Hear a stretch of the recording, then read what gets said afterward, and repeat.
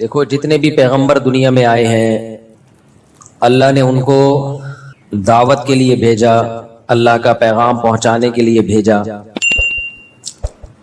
تو ایک دعوت تو تمام پیغمبروں میں سیم تھی، اور پھر باقی جتنی دعوت انہوں نے اپنی قوم کو دی ہے وہ اپنی قوم کے حالات کے اعتبار سے دی ہے. باقی دعوت میں تمام پیغمبروں کی دعوت پھر سیم نہیں تھی، ایک دعوت سیم تھی، اللہ تعبدوا الا اللہ، کہ عبادت صرف اور صرف اللہ کی ہوگی. اس کے علاوہ پھر دعوتوں میں کلچر کے لحاظ سے جس قوم میں جو برائی تھی پیغمبر نے اس برائی کو فوکس کیا ہے. اللہ تعبدوا الا اللہ، کہ عبادت صرف اور صرف اللہ کی ہوگی. یہ دعوت تو تمام پیغمبروں میں مشترک، یہ کامن مسئلہ ہے. شرک یہ تمام قوموں میں مشترک رہا ہے، ہمیشہ ہر قوم نے شرک کیا ہے اکثریت کے اعتبار سے. پہلے وہ پیغمبر جنہوں نے توحید کی دعوت دی وہ نوح علیہ الصلوۃ والسلام تھے، اس سے پہلے شرک نہیں تھا.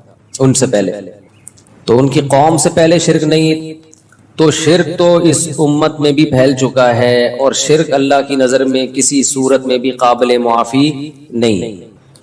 اچھا، شرک سے مجھے یاد آیا کہ ہمارے خلاف کچھ لوگ کہتے ہیں کہ یہ بھی تو قبر پہ گئے، یہ بھی تو کسی کے مزار پہ گئے، دوسروں کو کہتے ہیں کہ مزاروں پہ جانا حرام، اور خود امام بخاری کی قبر پہ گئے ہوئے ہیں، خود امام ترمذی کی قبر پہ گئے ہوئے ہیں، خود نبی کی قبر کی زیارت کے لیے جاتے ہیں. اور ایک اور اعتراض اس سے بھی زیادہ کیا جاتا ہے کہ لو بھائی مزاروں پہ جانا جائز نہیں ہے اور مندروں میں جانا جائز ہو گیا.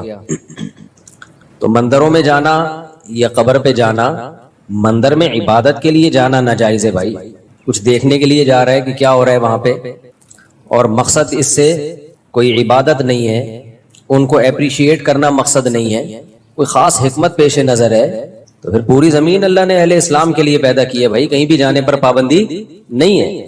کوئی آدمی سینما گھر جاتا ہے یہ دیکھنے کے لیے کہ میرا بچہ فلم تو نہیں دیکھ رہا وہاں بیٹھ کے، آپ نے اس کو پکڑ لیا، لو بھائی دوسروں کو کہتے ہو سینما گھر جانا حرام ہے، اور خود کہاں گئے ہوئے تھے؟ سینما گھر. تو وہ کہے گا کہ بھائی میں فلم دیکھنے کے لیے گیا تھا تو حرام ہے، میں تو دیکھنے گیا تھا، میرا بچہ تو نہیں بیٹھا ہوا کہیں اندر فلم دیکھنے کے لیے. پھر آپ جواب میں کہیں لو بھائی بیان میں تو آپ نے نہیں کہا تھا کہ فلم دیکھنے کے لیے جانا حرام ہے، بیان میں تو آپ نے یہی کہا تھا کہ سینما گھر جانا حرام ہے. تو ارے بھائی بیان عقل مندوں کے سامنے ہو رہا تھا، ان کو پتا تھا کہ جب کہا جاتا ہے کہ سینما گھر جانا حرام ہے تو مطلب یہی ہوتا ہے کہ فلم دیکھنے کے لیے جانا حرام ہے. کوئی سموسے بیچنے کے لیے جا رہا ہو تو بھی منع تو کیا جائے گا کہیں اور جا کے بیچ لے، لیکن سموسے تو کہیں بھی بیچ سکتا ہے نا. وہ نبی صلی اللہ علیہ وسلم نے فرمایا کہ قرب قیامت میں ایک لشکر حملہ کرے گا بیت اللہ پر، حملے کے لیے آئے گا، کرے گا نہیں، حملے کے لیے آئے گا. حتی اذا کانوا ببیداء یخسف باولہم وآخرہم، جب وہ پڑاؤ ڈالے گا نا بیدا کے مقام پر تو اللہ پورے کے پورے لشکر کو زمین میں دھسا دے گا. تو سیدہ عائشہ رضی اللہ تعالی عنہا نے پوچھا کہ یا رسول اللہ اس لشکر میں تو ایسے لوگ بھی ہوں گے نا، وفیہم اسواقہم ومن لیس منہم، کہ وہ سارے تو حملہ کرنے کے لیے نہیں آئے ہوں گے جن کو اللہ نے دھسا دیا، کچھ لوگ مجمع دیکھ کے ٹھیلا لگانے بھی آ جاتے ہیں. جہاں مجمع ہوتا ہے گول گپے، گولے گنڈے، کرارے پاپڑے، جوس، بوتلیں، آوازیں آتی ہیں نا اسٹیشن سے. جب آپ اسٹیشن پہ گاڑی روکتی ہے تو کیا کیا آوازیں آ رہی ہوتی ہیں؟ ابھی میں کیا آوازیں، کبھی اکیلے میں آؤ گے تو پوری نقل اتار کے بتاؤں گا، ہم نے تو بہت سفر کیا نا ٹرینوں میں. کرارے پاپڑے بولنے میں بڑا مزہ آتا تھا، کرارے پاپڑے. خیر، تو جب گاڑی اسٹیشن پہ رکتی ہے بھیسیوں قسم کے لوگ ٹرین میں چڑھتے ہیں، ان کا مقصد گاڑی میں سفر کرنا نہیں ہوتا. خیر، تو نبی صلی اللہ علیہ وسلم نے فرمایا کہ جب وہ لشکر دھسایا جائے گا تو A to Z سب دھس جائیں گے زمین میں. تو سیدہ عائشہ نے عرض کیا یا رسول اللہ، یعنی حضرت عائشہ کا مقصد یہ تھا کہ جب اتنا بڑا مجمع کہیں آ کے ٹھہرتا ہے تو لوگ چیزیں بیچنے کے لیے بھی آ جاتے ہیں اور ویسے ہی دیکھنے کے لیے بھی آ جاتے ہیں کیا ہو رہا ہے یہاں پہ. تو ان کی نیت تو نہیں تھی مکہ پہ حملہ کرنے کی، یہ تو کاروبار کے لیے آ گئے. تو آپ نے فرمایا یخسف باولہم وآخرہم ثم یبعثون علی نیاتہم، زمینی عذاب تو سب کو آئے گا. زمینی عذاب یہ نہیں دیکھتا کہ نیک کون ہے برا کون ہے، اس کی نیت کیا تھی. جب زلزلے آتے ہیں سب کو لپیٹتا ہے زلزلہ. فرمایا ہاں آخرت میں اللہ چھانٹی کر دے گا، نیت پر حساب و کتاب ہوگا، کون کس نیت سے آیا تھا، کون کس سلسلے میں آیا تھا. جو آیا تھا مکہ پہ حملہ کرنے کے سلسلے میں وہ جہنم میں، اور جو ویسے ہی آئے تھے کسی کام سے آئے تھے ان کو اللہ عذاب نہیں دے گا. تو اس سے پتا چلتا ہے بھائی جو بھی کہیں جاتا ہے اس سے پوچھا جائے گا. کوئی شراب خانے میں مولوی صاحب بیٹھے ہوئے ہیں, آپ نے ویڈیو وائرل کر دی, لو ہمیں شراب خانے جانے سے منع کرتے ہیں, خود کہاں بیٹھے ہوئے ہیں شراب خانے میں, تو ان مولانا صاحب سے پوچھا جائے گا کس سلسلے میں گئے ہو. اگر وہ کہیں میں شرابیوں کو تبلیغ کے لیے گیا ہوں, پھر تو جانا واجب ہے بھائی, کیا خیال ہے؟ تو کہیں تبلیغ تو مسجد میں ہوتی ہے. بھائی مسجد میں تو کسی حد تک نیک لوگ آتے ہیں, اصل تو ہوتی کہاں ہے؟ شراب خانوں میں تو ہوتی ہے اصل تو. آپ کہہ سکتے ہیں پھر تبلیغ والے شراب خانوں میں جاتے کیوں نہیں؟ وہ آنے نہیں دیتے ورنہ وہ چلے جائیں. تبلیغ والوں کو تو چاہیے موقع, بھائی ہمیں کہیں بھیجو. شراب خانوں میں بھی جا سکتے ہیں, کہیں بھی جا سکتے ہیں. ایک تو اس لیے بھی نہیں جاتے کہ سب نے پی وی ہوتی ہے, ان کو پتہ کیا چلے گا بول کیا رہے سامنے والا. خیر, تو مکس گیدرنگ میں کوئی چلا گیا, مکس گیدرنگ میں جانا جائز نہیں ہے. کہتے ہیں جہاں مرد اور عورتوں کا اختلاط ہو, بلا وجہ کا اختلاط ہو, کوئی ضرورت ہو تو ایک الگ بات ہے. بلا وجہ کا اختلاط جیسے شادی بیاہوں میں ہوتا ہے, پارٹیشن آپ کر سکتے ہو, کیوں نہیں کر رہے بھائی پارٹیشن آپ. لیکن تبلیغ کے لیے کوئی, اگر علماء بیان کرتے ہیں مکس گیدرنگ میں مخلوط اجتماع میں جانا جائز نہیں ہے, اب کوئی اگر بیان کے لیے گیا ہوا ہے تو پھر تو جانا جائز کیا لازم ہے. وہ یہی تو سکھانے گیا ہے کہ یہ غلط ہے جو آپ کر رہے ہو. تو نیت پر اس کا بڑا مدار ہے. کچھ گناہ ایسے ہیں جو گناہ ہی ہیں, وہ نیت کی ٹھیک ہونے سے ٹھیک نہیں ہو جاتے.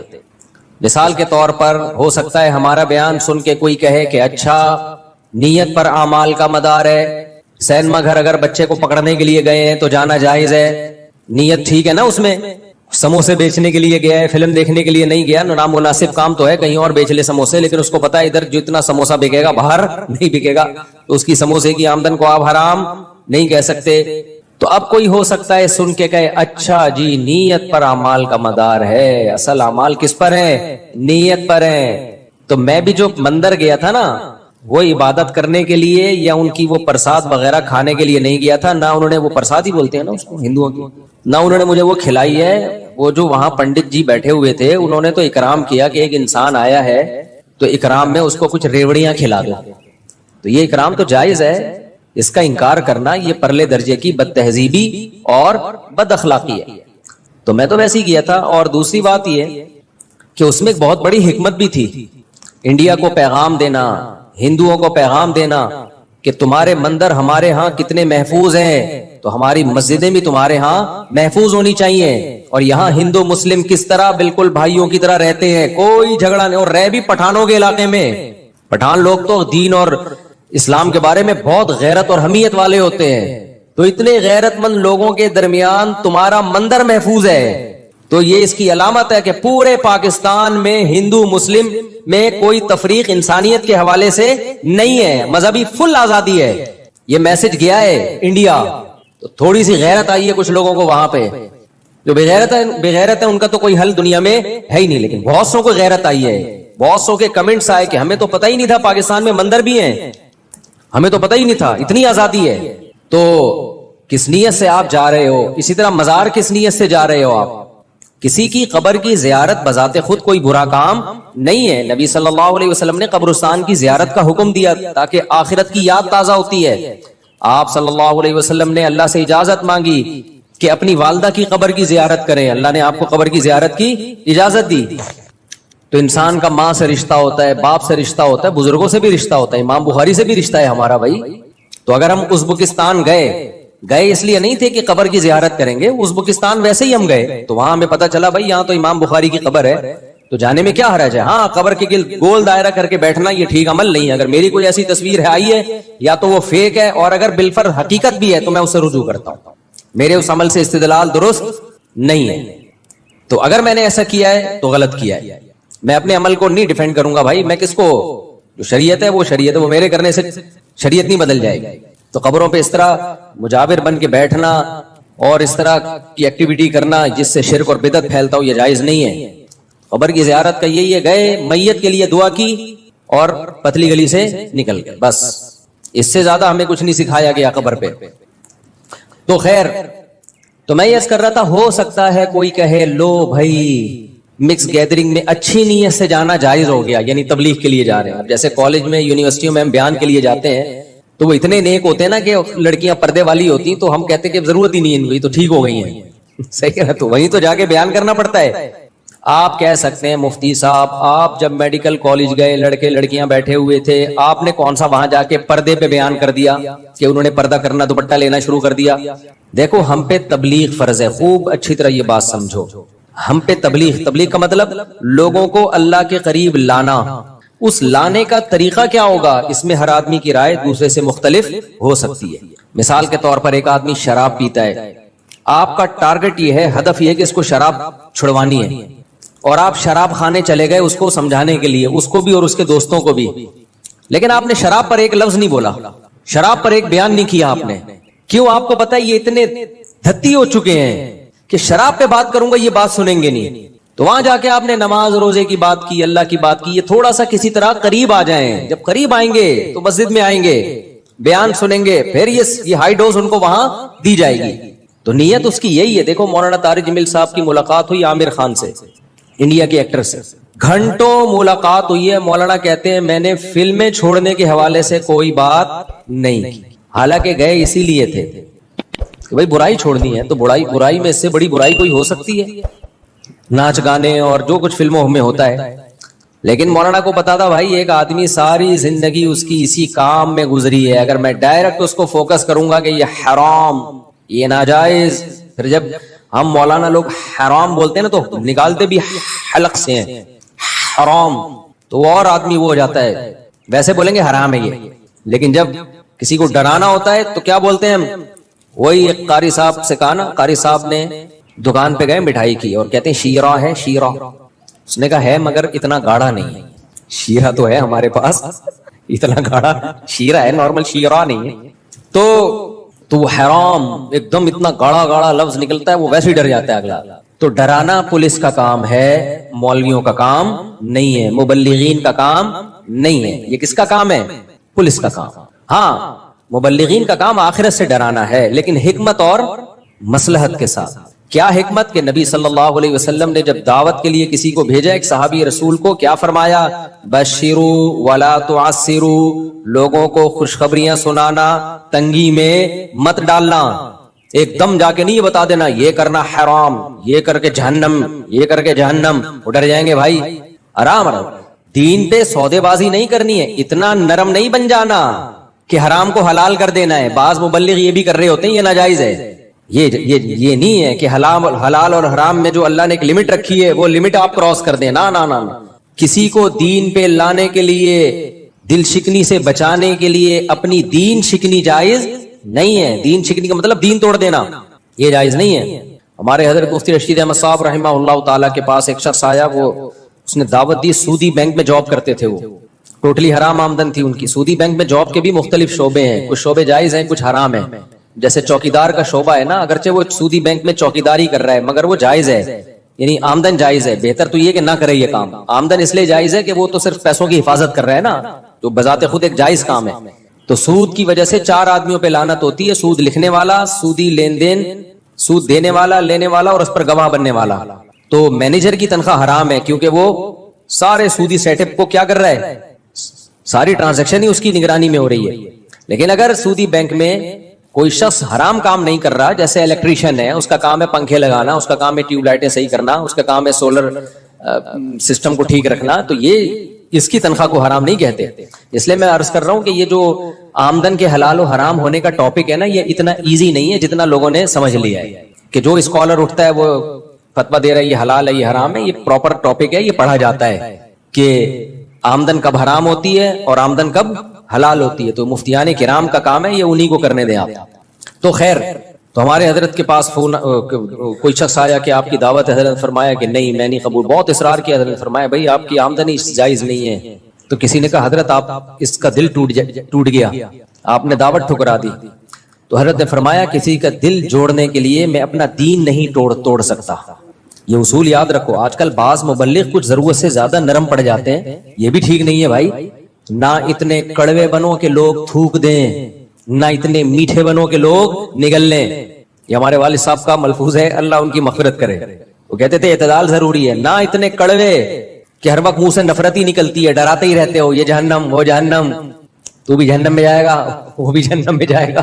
لوگ بولے بھائی یہ کوئی جنت کے لیے کوئی بچا بھی ہے. بعض اسکالرز کو سنو نا آپ تو ایسا ہی لگتا ہے, मैं उन बुजुर्गों के नाम नहीं लूंगा, कुछ स्कॉलर्स को सुनो ऐसा लगता है ये 2-4 जन्नत में जाएंगे, बाकी सारे के क्या है, ये भी गलत, वो भी गलत, फलाना भी गलत, ये भी गलत, तो सारे ही जहन्नम में जा रहे हैं। भाई बचा कौन है?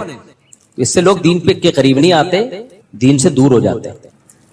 और आप जा जाके लोगों को हदफ, अब कोई बेपर्दा लड़की अगर आ जाए, औरत आ जाए, एकदम उसके मुंह पे कहना कि आप पर्दा नहीं करती आप जहन्नम में जाओगी, ये तबलीग का मुअस्सिर तरीका नहीं है।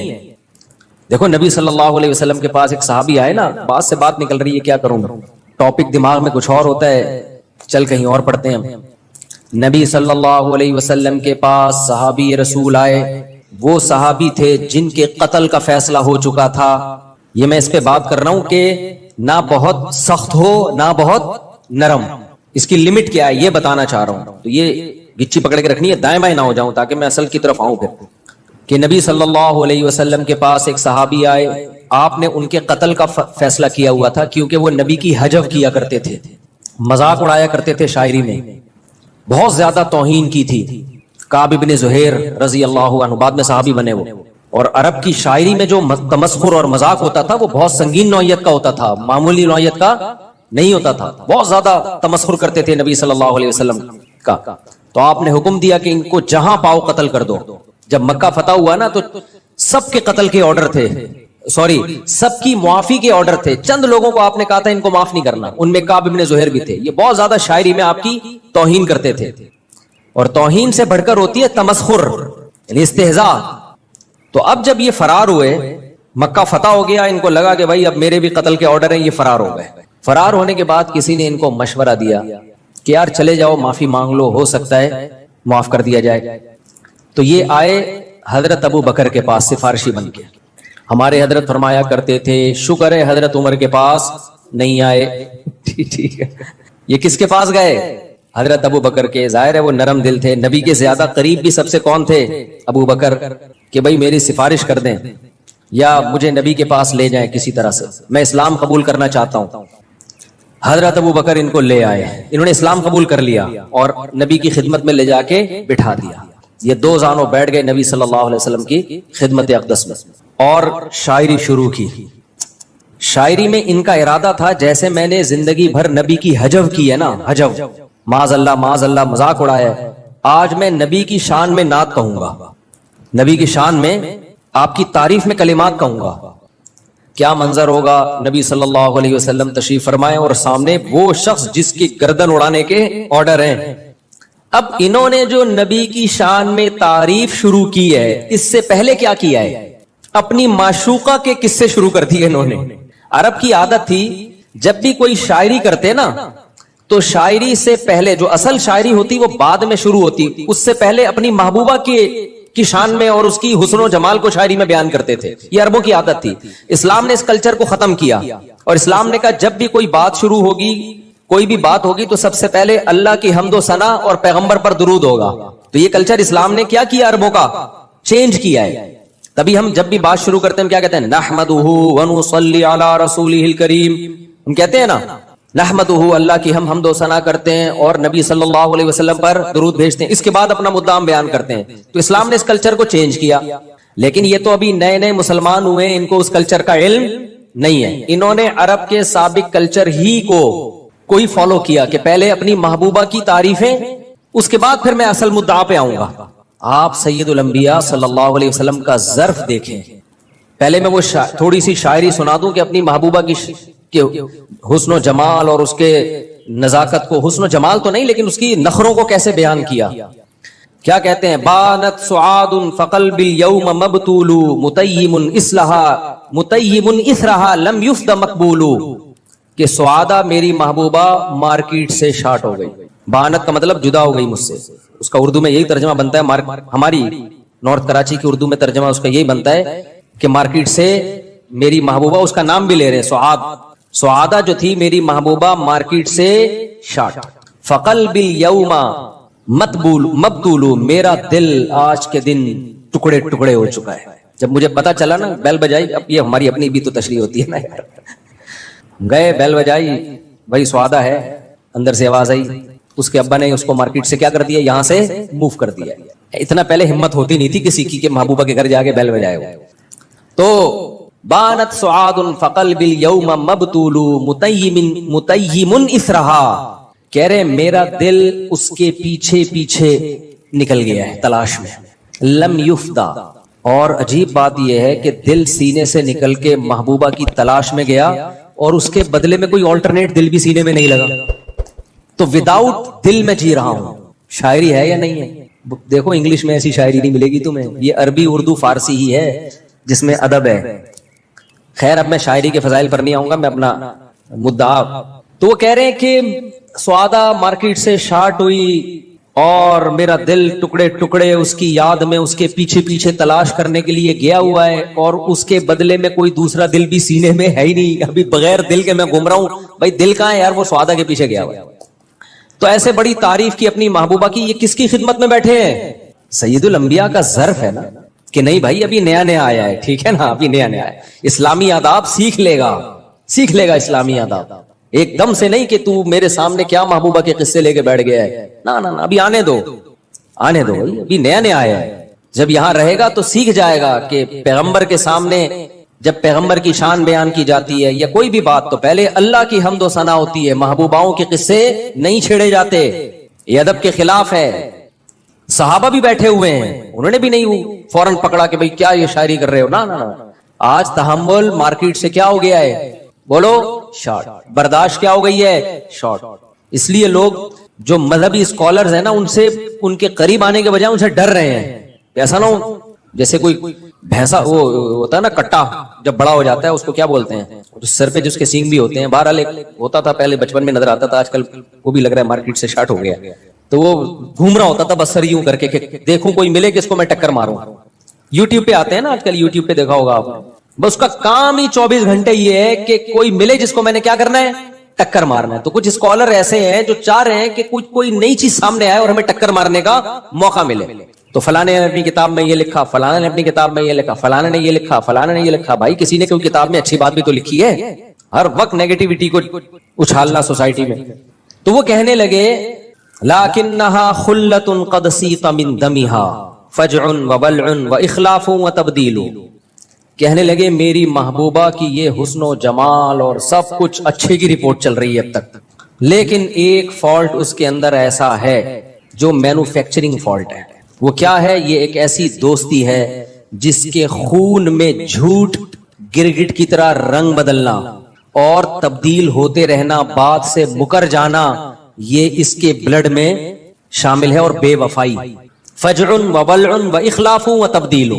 अरबों की आदत होती थी अपने महबूबा के झूठ, बेवफाई, धोखेबाजी को उसकी तारीफ के तौर पे बयान करते थे। नहीं आई समझ में बात? अच्छा भाई, तो लाकिन्नहा खुल्लतुन क़द सीक़ मिन दमिहा फज्उन व बलउन व इखलाफुन व तब्दीलु। अरबों की आदत थी जब महबूबा की बेवफाई जब बयान करते ना, ये बुराइयां के झूठ बोलती है, बेवफा है और बात से तब्दील हो जाती है, वादा करके मुकर जाती है, तो उनका मकसद ये अल्फाज बुराई के होते थे, मगर मकसद इससे तारीफ होती थी, बताने होता नखरे वाली है। क्योंकि जब खुदा जब हुस्न देता है नजाकत आ ही जाती है, कहते हैं ना, यानी उसके अंदर इस्तिगना बहुत है। इतना आसान नहीं है उसको हासिल करना, आसान नहीं है हासिल करना। ये शायरी किसकी सामने हो रही है? नबी सल्लल्लाहु अलैहि वसल्लम। और सैयदुल अंबिया का ज़र्फ एक हर्फ भी आपको नहीं कहा कि बस रुक जाओ, मेरे सामने ये शायरी मत करो।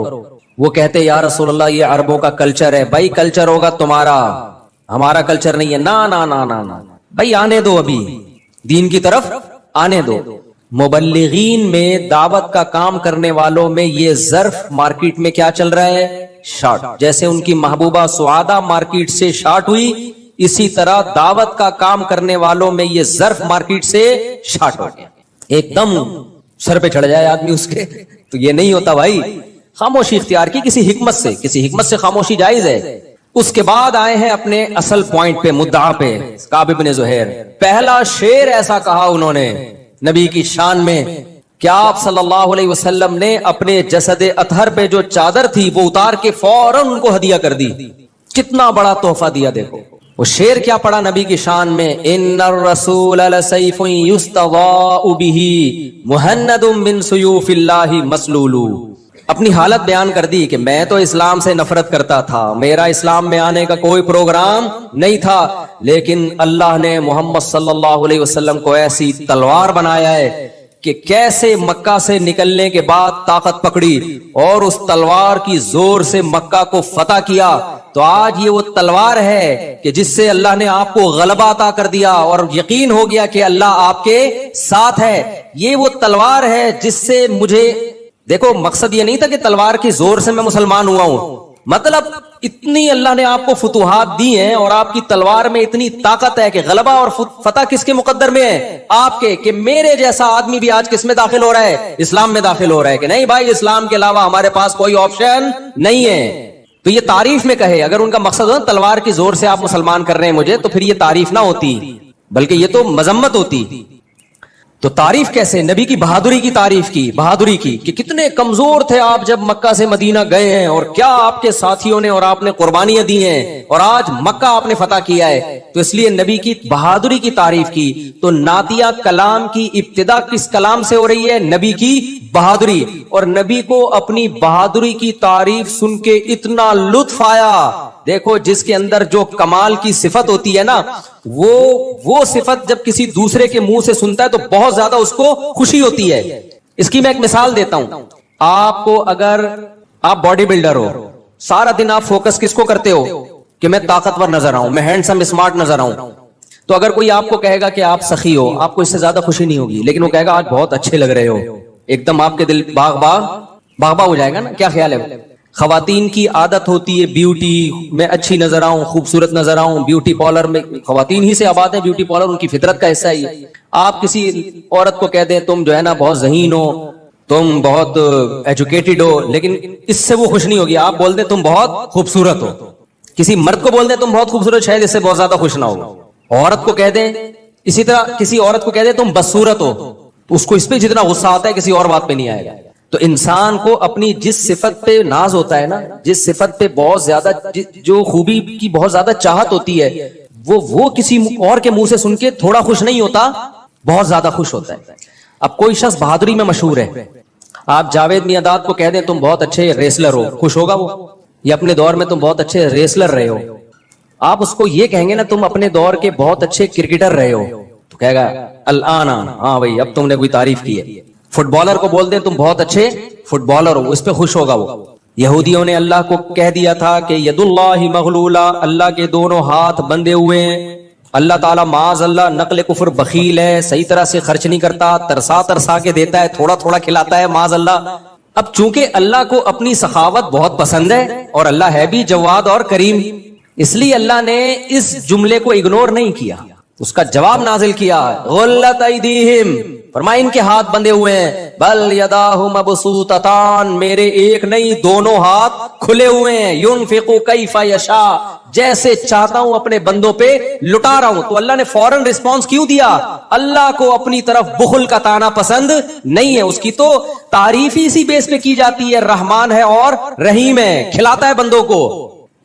سمجھ میں نہیں آ رہی بات؟ میرا خیال ہے آپ کہہ سکتے پھر یہ غربت کیوں ہے؟ یہ گورنمنٹ کی وجہ سے, یہ غربت اللہ کی وجہ سے نہیں. بارشیں برس رہی ہیں, زمین سے پیداوار اگ رہی ہے, تو اللہ کی طرف سے تو برس رہا ہے نا. اب کوئی سارا ہی لے کے بیٹھ جائے کنارے پہ رکھ لے سانپ بن کے, غریب کے منہ میں نوالا ہی نہ جانے دے, وہ تو پھر اس کا ہیڈیک ہے نا, وہ سوسائٹی کا ہیڈیک ہے. تو اللہ کو یہ بخل کا تانا پسند نہیں آیا, کیونکہ وہ تو جگہ جگہ کہتا ہے میں رحمان ہوں رحیم ہوں. تو جو رحمان رحیم ہوتا ہے وہ تو کریم ہوتا ہے, وہ تو جواد ہوتا ہے, وہ تو خرچ کرنے والا ہوتا ہے. جس کو محبت ہوتی ہے نا تو خرچ کرتا ہے وہ. تو نبی صلی اللہ علیہ وسلم کے حسن و جمال کی اگر کعب ابن زہیر تعریف کرتے یہ بھی اچھی بات ہے, لیکن شاید نبی کو اتنی خوشی نہ ہوتی کہ چادر اتار کے دے دیتے. نبی صلی اللہ علیہ وسلم کی صحت کی وہ تعریف کرتے کہ یا رسول اللہ آپ بہت صحت مند ہیں. نبی اتنے صحت مند تھے بخاری میں کہ 40 مردوں کے برابر طاقت تھی سید الانبیاء صلی اللہ علیہ وسلم. علامہ ابن حجر نے لکھا ہے کہ 9 بیویاں ایک ٹائم پہ, اور خوراک کیا ہے ایک دن ایک وقت کا کھانا, وہ بھی کھجور, اونٹ کا گوشت, بکری کا دودھ, اسی پہ گزارا. ایک ٹائم کا کھانا, اور پھر روزوں پہ روزے بھی, اور 9 ازواج. تو یہ غیر معمولی جسمانی طاقت کے بغیر ممکن نہیں ہے.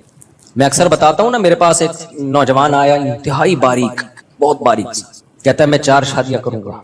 मैंने कहा आपके पास बैलेंस नहीं है बिल्कुल भी, पहले बैलेंस डलवाएं।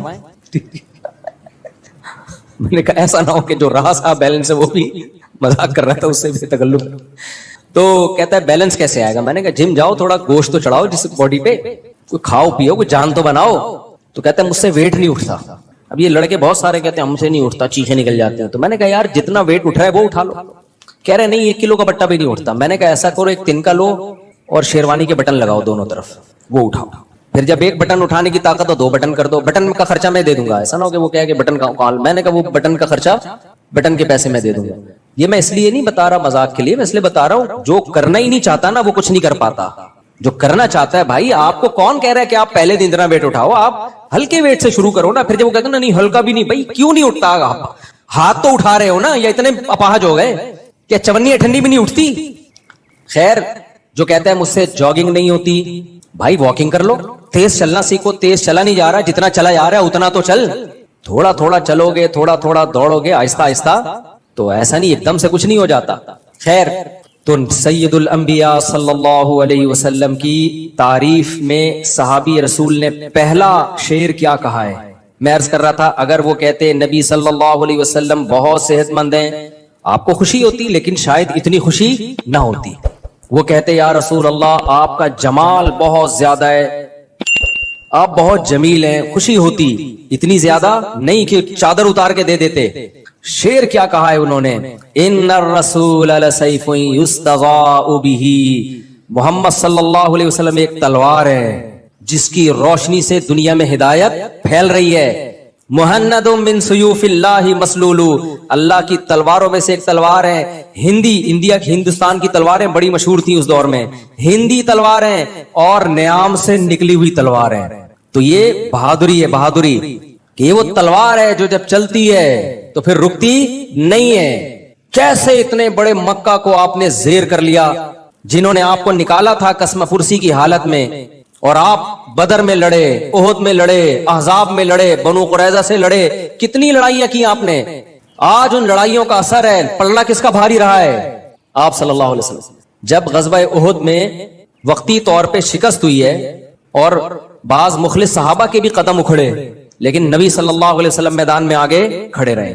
और हजरत तलहा आपके सामने पत्थर गिर रहे हैं ना, पथराव हो रहा, उसमें आपके दांत भी शहीद हो गए, और जो जंगी टोपी आपने पहनी हुई थी उसकी लड़ियां आपके चेहरे मुबारक में घुस गईं, लेकिन आपने मैदान नहीं छोड़ा। हजरत तलहा कहते हैं कि मैंने अर्ज किया या रसूल अल्लाह, नहरी कोई तीर आएगा तो मेरी गर्दन पे लगेगा, आपकी नहीं। तो ये बहादुरी का काम होता है। सहाबा कहते हैं जब घुमसान की जंग होती थी तो बाज दफा हम नबी सल्लल्लाहु अलैहि वसल्लम के पीछे बतौर ढाल के छुपते थे। आज लीडर सबसे पहले भागता है, सही, लीडर सबसे पहले मार्केट से। सबसे कम कुर्बानी किसकी होती है? लीडर की। मदरसे के मोहतमिम हजरात में अच्छे भी होते हैं, 2 नंबर भी होते हैं, हर तरह के होते हैं। जो अच्छे मोहतमिम होते हैं वो सबसे ज्यादा चंदा अपनी जेब से देते हैं मदरसे, फिर दूसरों को तरगीब देते हैं। जो 2 नंबर होते हैं अपना 5 रुपए भी कभी उनका मदरसे पे नहीं लगा होता, दूसरों को तरगीब दे रहे होते हैं जन्नत के फजाइल की, कि जो मदरसे के डब्बे में पैसे डालेगा सीधा डायरेक्ट कहां जाएगा? जन्नत में। तो भाई तुझे शौक नहीं है जन्नत में जाने का? तू भी तो कभी डाल दे। हम जिन बुजुर्गों से बैत है ना, मैं ऐसे ही बैत नहीं हूं। ऐसे नहीं कि हमने को ख्वाब देखे हों, हम ख्वाबों पे इतना बिलीव नहीं रखते।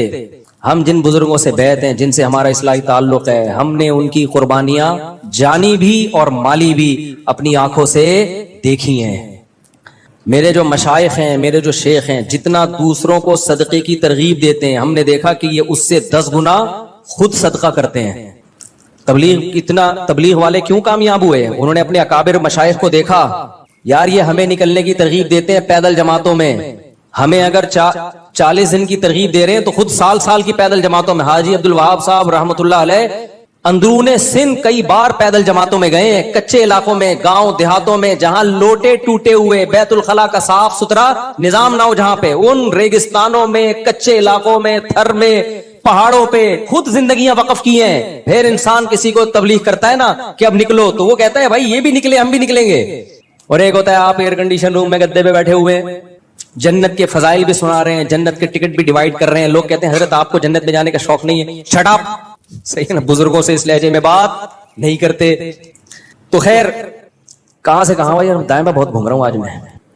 भाई वो हाँ नबी सल्लल्लाहु अलैहि वसल्लम की तारीफ में जब उन्होंने कलिमात कहे ना कि इन्न रसूल लसैफुन युस्तज़ाउ बिही, क्या आप तो बहादुर हैं, आपकी मिसाल एक तलवार की है जो न्याम से निकली हुई है, ऐसे कोई ज़ेर नहीं कर सकता। न्याम में जब तलवार होती है खतरा होता है कोई आके आपका सर कलम कर दे और इतनी देर में आपको मौका ना मिले। ना ना ना, कहा मोहम्मद सल्लल्लाहु अलैहि वसल्लम ऐसे बहादुर हैं कि आपको शिकस्त देना आसान नहीं है। तो हमारे नबी अपनी इस तारीफ पे इतना खुश हुए कि अपनी चादर, और हमारे नबी का लिबास एक तहबंद और एक ऊपर की चादर, तो वो जो ऊपर की चादर थी वो उठा के किसको गिफ्ट कर दी? काब इब्न ज़ुहैर। थोड़ी देर पहले कत्ल के फतवे थे गुस्ताखियों पे, और थोड़ी देर बाद अपनी चादरें गिफ्ट की जा रही हैं। तो मुबल्लिग में तहम्मुल बुर्दबारी बहुत ज्यादा जरूरी है। तो मैं ये अर्ज कर रहा था कि बुर्दबारी भी जरूरी है, लेकिन इतना तहम्मुल नहीं कि आप दीन पे ही कंप्रोमाइज कर लें। तो मैं मुफ्ती रशीद अहमद साहब रहमहुल्लाह का वाकया सुना रहा था ना कि किसी ने कहा आप हमारी दावत कबूल है। फरमाया मैं किसी के दिल को जोड़ने के लिए अपना दीन नहीं तोड़ सकता, लिमिट क्रॉस नहीं करनी है हलाल और हराम की। मिसाल के तौर पर कोई शराबी कहता है मैं आपकी बात जब दीन की सुनूंगा 2 घूंट आप भी पियो, 2 ढक्कन। आपको पता है 1-2 ढक्कन से आपको शायद कुछ ना हो, मुझे तो हो जाए। मुझे किसी हकीम साहब ने ना थोड़ा सा तंबाकू लगा दिया था मेरे दांत पे, तो मैं तो उससे बेहोश होने लगा था। तो कह रहे क्या हो गया भाई? मैंने कहा क्या खिला दिया? वो मंजन के तौर पे लगा दिया। तो उनका ख्याल था कुछ शायद पान गुटखा खाते हो कभी। आपको भी कुछ नहीं होगा इंशाल्लाह, मजाक कर रहा हूँ। जिसको आदत ना हो शराब पीने की उसके लिए 1 ढक्कन भी बहुत है। तो किसी शराबी ने कहा यार 1 ढक्कन नहीं 1 कतरा पी लो मेरी खातिर, मेरा दिल जोड़ने के लिए, मैंने बड़ी मेहनत से बनाई है। किसी गैर मुस्लिम ने कहा मैंने बड़ी मेहनत से बनाई है, बहुत मेहनत की, इस अंगूर को सड़ाया, उसमें कीड़े पड़े, गंदी होती है ना शराब, तो मैंने बहुत इसमें गंद गोबर भी डाला आपकी खातिर इसमें। शराब की तो यही फजीलत है, जितना गंद डालोगे उतनी अच्छी शराब बनेगी। यही इसके नापाक और गंदे होने की दलील है कि 2 ढक्कन से देखना आपको कैसा सुकून मिलेगा। तो मैंने इसमें बहुत गोबर मिलाया है, कीड़े इसमें थे, बहुत जबरदस्त तरीके से इसमें बदबू आ रही थी, फिर मैंने इसको भरा है। मेरा दिल टूट जाएगा अगर आपने 1 कतरा नहीं पिया। और आपको पता है 1 कतरे से शायद कुछ ना हो, और आपको ये भी पता है अगर मैंने 1 कतरा पी लिया तो ये इस्लाम कबूल कर लेगा। फर्ज करो यकीन हो जाए आपको, तो भी आपके लिए वो 1 कतरा जायज नहीं है, चाहे उस जैसे 1 करोड़ लोग इस्लाम में दाखिल हो जाएं। समझते हो कि नहीं समझते? वो अच्छी नीयत से शराब पीना अच्छा नहीं बन सकता। अब आप कहेंगे लो भाई अभी मुफ्ती साहब कह रहे थे बुरी नीयत से मजार पे जाना हराम, कोई वाकई मकसद हो, या मंदिर की मैं ज्यादा वाज़ेह मिसाल देता हूं, भाई मंदिर जाना हराम लेकिन अगर कोई अच्छी नीयत हो तो जाना जायज। लो भाई अपने लिए गुंजाइशें पैदा हो रही हैं, और चूंकि इनको शराब की आदत नहीं है तो शराब के लिए अच्छी नीयत हो बुरी नीयत हो दोनों सूरतों में क्या है वो हराम। तो भाई ये मैं नहीं कह रहा, ये शरीयत ने हमें बताया है, उलमाए किराम ने हमें बताया है, और कुरान और सुन्नत में गौर करके ही बताया है कि इस्लाम में जो अल्लाह ने हमें अहकाम दिए हैं वो 2 तरह के दिए हैं। देखो बल्कि 4 तरह के अहकाम दिए हैं। कुछ काम ऐसे हैं जो अल्लाह ने हमें करने का कहा, कुछ काम ऐसे हैं जो अल्लाह ने हमें नहीं करने का कहा। ऐसे ही है ना, ये उसूल फिक़ह की बातें जो पढ़ाई जाती हैं। अब आप कहोगे मुफ्ती साहब गाढ़ी बातें लेके बैठ गए, मैं आपको आसान अंदाज में समझा रहा हूं ताकि ये टॉपिक कंप्लीट हो। कुछ का शरीयत इसी का नाम है ना, कुछ काम करने के हैं और कुछ नहीं करने के, और कुछ ऐसे हैं जो करो ना करो आपकी मर्जी है, उसमें शरीयत ने आपको आजाद छोड़ दिया, भाई आपकी मर्जी है, तो उनसे तो हम बहस ही नहीं करते ना, वो मुबाह काम है। भाई आप पराठा खाना है, शरीयत ने क्या कहा है कि खाओ, या ये कहा है कि नहीं खाओ? भाई तुम्हें अच्छा लगता है खा लो, नहीं लगता तो कुछ और खा लो, रोटी खा लो, नाहा कर लो। तो कुछ काम ऐसे हैं जिनका हमें ऑर्डर दिया करने हैं, कुछ काम ऐसे हैं जिनका ऑर्डर दिया नहीं करने। जो करने के काम है ना उनको हसन कहा जाता है। क्या कहा जाता है? हसन, अच्छे। तभी तो अल्लाह ने कहा ना करो, अगर वो अच्छे ना होते तो अल्लाह कहता है कि करो। भाई साहब क्या हो गया, बोल लो ना मेरे भाई। भाई वो अच्छे काम है तभी अल्लाह ने क्या कहा कि वो करो। इसलिए इस्लाम जब किसी काम का ऑर्डर देता है तो वो काम हसन कहलाता है। हसन का मतलब अच्छा, वेल डन, गुड। हसन का क्या मतलब है? अच्छा। हसन का माना ज्यादा अच्छा, तो हसन का माना अच्छा। और जो हसन के ऑपोजिट होता है उसको कहते हैं कबीह, काफ बा या और हलवे वाली हा, कबीह। हसन का उलट क्या होता है? कबीह। जिस काम से शरीयत ने रोका वो क्या कहलाते हैं? कबीह, बुरे काम। हम कहता है सच बोलो, तो ये क्या हो गया सच बोलना? कबीह है या हसन है? हसन। इस्लाम कहता है झूठ मत बोलो, झूठ से रोका, इसलिए झूठ क्या बन गया? कबीह। اسلام کہتا ہے شراب مت پیو، اس لیے شراب کیا بن گئی؟ قبیح۔ اسلام کہتا ہے زنا مت کرو، اس لیے زنا کیا بن گیا؟ قبیح۔ اسلام کہتا ہے نکاح کرو، اس لیے نکاح کیا بن گیا؟ حسن۔ نماز پڑھو، حسن۔ روزہ رکھو، حسن۔ جہاد کرو، حسن۔ وضو کرو، ابے بولو نا کیا ہو گیا؟ حسن۔ یہ سارے حسن۔ داڑھی رکھو، حسن، وغیرہ وغیرہ۔ کوئی حسن صاحب بیٹھے ہوں تو معذرت۔ تو یہ تو تعریف ہو رہی ہے نا حسن کی، تبھی تو وہ پیدا ہوئے ہیں۔ اچھا کام ہوا، فیملی پلاننگ والوں نے کہا کہ جب حسن صاحب پیدا ہوئے ایک اور بچے کا اضافہ ہو گیا، آبادی بڑھ گئی، غربت بڑھ گئی، تو پھر اس کا نام قبیح رکھنا چاہیے تھا نا، حسن کے بجائے کیا رکھنا چاہیے تھا؟ قبیح۔ اس لیے ہم کہتے ہیں آبادی بڑھنے سے مسائل کم ہوتے ہیں، ختم نہیں ہوتے، کیونکہ مسائل ختم کرنے کے لیے افراد چاہیے۔ انسان ہی مسائل ختم کرتا ہے، جتنے افراد ہوں گے ٹھیک ہے، پیٹ لے کے آئیں گے وہ دنیا میں، مسائل بڑھیں گے بھی، لیکن ختم بھی کون کرے گا؟ وہ، کیونکہ وہ پیٹ کے ساتھ 2 ٹانگیں اور 2 ہاتھ بھی لے کے آ رہے ہیں، لنگڑے لولے تھوڑی پیدا ہو رہے ہیں سارے۔ فیملی پلاننگ والے ایک رخ دکھاتے ہیں، پیٹ بھی آ رہا ہے بھائی، اکیلے پیدا تھوڑی ہو رہے ہیں، ان کو خوراک بھی چاہیے، تو بھائی صاحب اللہ نے 2 ہاتھ اور 2 پاؤں اس لیے تو پیدا کیے ہیں، اور اتنی طاقت 2 ہاتھوں اور 2 پاؤں میں رکھی ہے کہ پیٹ ایک ہوتا ہے، ان 2 ہاتھوں اور 2 پاؤں میں 10 آدمیوں کا پیٹ بھرنے کی صلاحیت ہوتی ہے۔ اس لیے یہ گنتیاں ہمیں نہیں سکھایا کرو، یہ بچے 2 ہی اچھے، یہ وہ ہوتے وہ بھی 2 بھی اچھے نہیں ہیں جن کے ہو رہے ہیں، وہ تو کہتے ہیں بچے 2 ہی اچھے، بچے زیادہ اچھے ہوتے ہیں، کیونکہ بہن بھائیوں کو ایک دوسرے سے پیار ملتا ہے، تربیت ملتی ہے۔ خیر، میں جو آج اتنے کانفیڈنس سے بات کرتا ہوں بیٹھ کے، یا اللہ نے مجھے بہت ساری برائیوں سے بچایا ہوا ہے، تو اس لیے کہ میرے بہن بھائی تھے، ایک پورا خاندان تھا جس کو ہندی میں کہتے ہیں پریوار تھا۔ خاندان کی وجہ سے انسان بہت ساری چیزوں سے بچا رہتا ہے۔ ڈر ہوتا ہے یار، کہیں ہم بھی جب بالغ ہوئے، جوان ہوئے، امنگیں تھیں، جذبات تھے، کالج میں جاتے تھے، ہمارے جو کلاس فیلو تھے، جو کلاس اتنے غریب تھے لڑکے جو ہمارے ساتھ جاتے تھے نا، کہ وہ بائک پہ جو مرر نظر آتا تھا نا کسی کی بائک پہ، وہاں جا کے اپنی پف بنا رہے ہوتے تھے بیٹھ کے۔ تو میں نہیں اتنا غریب تھا، وہ بھی اتنے غریب نہیں تھے، لیکن حرکتیں غریبوں والی نا، کہ ابھی تو اپنا گلاس ہی خرید کے رکھ لے یار، مرر رکھ لے تو اس میں دیکھ لیا کر، نہ وہاں جا کے وہ۔ تو کتنے ہمارے دور میں لڑکے ایسے تھے جو بائکوں پہ لڑکیوں کا پیچھا کرتے تھے۔ ہم کیوں نہیں کرتے تھے؟ ایک تو اللہ کا بھی خوف تھا، لیکن دوسرا خاندان کا بھی خوف تھا۔ بھائی بہن ہوتے ہیں، ماں باپ ہوتے ہیں، عزت خاک میں ملنے کا خطرہ ہوتا ہے، تو خاندان انسان کو بہت ساری اخلاقی برائیوں سے روکتا ہے۔ خیر، تو کیا بات کر رہا تھا میں؟ حسن اور قبیح کی۔ تو بچہ پیدا ہوتا ہے، حسن نام رکھتے ہیں اس لیے کہ اس کا پیدا ہونا کیا ہے بھائی؟ ویری گڈ، ویل ڈن، اچھا ہو گیا، تو ہو گیا۔ اگر اس کے آنے سے دنیا میں غربت اور مہنگائی بڑھ رہی ہے تو اس کا نام قبیح خان ہونا چاہیے تھا، حسن خان نہیں ہونا چاہیے۔ خیر، تو اب دیکھو شریعت نے جو حکم دیا، جو آرڈر کرنے کا ہے وہ حسن، جس سے روکا وہ کیا؟ قبیح۔ اب حسن کی 2 قسمیں، اس کو خوب سمجھیں اچھی طریقے سے، کیونکہ یہ خلط ملط ہو جاتی ہیں چیزیں۔ علماء کہتے ہیں، اور یہ اپنی طرف سے نہیں کہتے، قرآن و سنت سے ہی نکالا ہے، کہ جو اچھا کام ہے نا جس کے کرنے کا حکم دیا، اس کی 2 قسمیں، ایک حسن لعینہ اور ایک حسن لغیرہ۔ یہ ٹرم اور اصطلاح بھی یاد رکھ لیں، حسن لعینہ اور حسن لغیرہ۔ حسن لعینہ کا مطلب جو بذات خود اچھا ہے اس کو ہر قیمت پہ کرنا ہے، جیسے نماز کا حکم دیا، روزے کا حکم دیا، اور اللہ بھلا کرے زکوٰۃ کا حکم دیا، حج کا حکم دیا۔ یہ عمل کیا کہلاتے ہیں؟ حسن لعینہ۔ یہ آپ کی نیت اچھی ہو یا بری ہو، کرنا ہے، چھوڑنا نہیں ہے۔ نیت کو ٹھیک کرنے کی کوشش کرنی ہے، عمل نہیں چھوڑ سکتے آپ۔